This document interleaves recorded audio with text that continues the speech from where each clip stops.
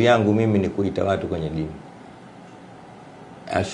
Ambaye kishaingia kwenye dini, mimi sina haja naye tena, aendelee na dini yake.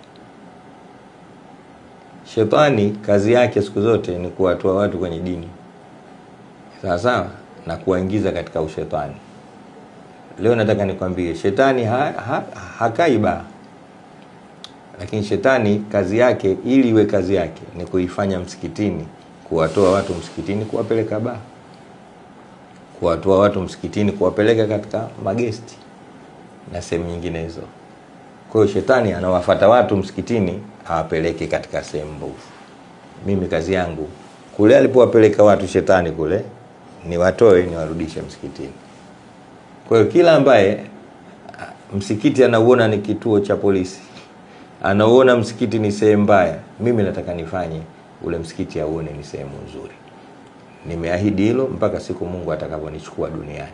Kwa nini? Kazi yangu ni kuwaombea watu uongofu kwa ulimi wangu.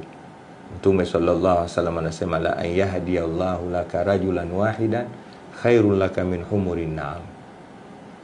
Mungu akimuongoza mtu mmoja tu kupitia ulimi wako wewe, ni bora kwako kuliko kuwa tajiri mkubwa sana. Kwa hiyo mimi nahitaji kila ambaye unayemuona huyu hana uongofu, kupitia ulimi wangu namlingania ila yeye katika uongofu. Unanishangaa kwa lipi sasa? Mwenyezi Mungu alimwambia Nabii Allah Musa, idhhabu ila Firauna innahu tagha. Musa idhhab ila, nenda kwa Firauni kapotea. Nenda, idhhab.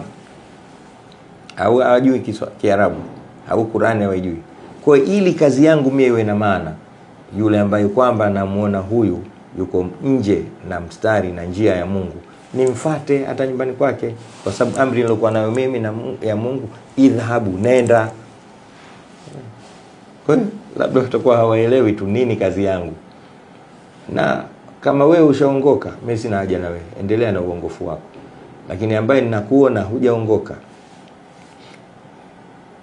Mtume Muhammad sallallahu alaihi wasallam, siku moja alipitishwa jeneza mbele yake, mtu anaenda kuzikwa, akawaambia watu simameni, wakasimama. Walipokaa chini, mmoja akaambia, ya Rasulullah, innaha janazatu yahudi, ile ni jeneza la mtu Myahudi.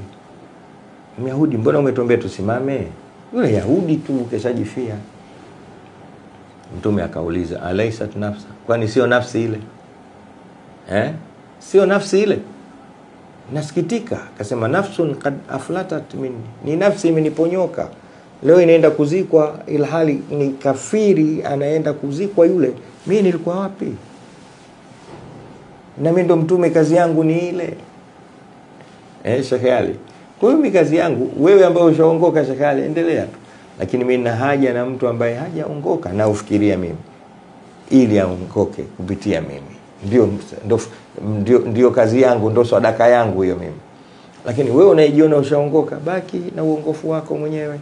Na wale unaoona hawajaongoka, haya, lakini unatakiwa wewe uwe na uchungu na wale. Kwa nini?